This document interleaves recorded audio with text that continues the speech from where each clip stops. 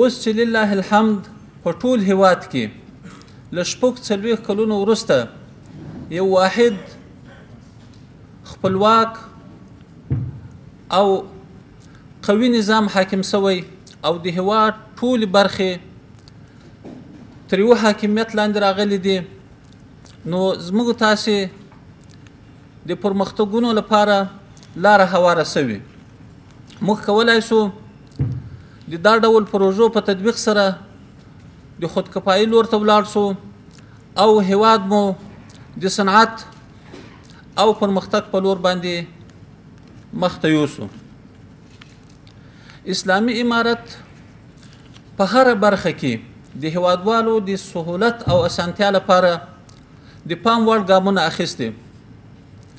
داسې برېښنا د موږ تاسې د صنعت لپاره ډېره اړینه ده، نو په دې برخه کې هم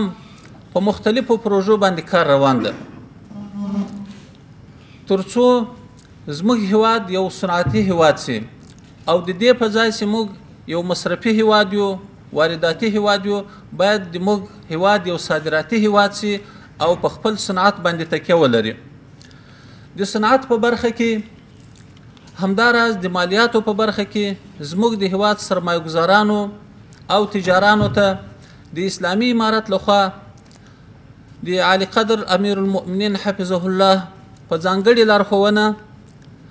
تیر کال تقریبا په 28 مواردو کې د پام وړ تخفیفونه ورکول شو. په هغه کې د صنعت لپاره 4% انتفاعي مالیه 2% ته ټیټه شوه، یعنې سم نیمه ورته معاف شوه، او همداراز په صنعت باندې مخکې 2% موضوعي مالیه وه چې هغه 0 شوه، ورته مکمله دا 2% ټوله معاف شوه.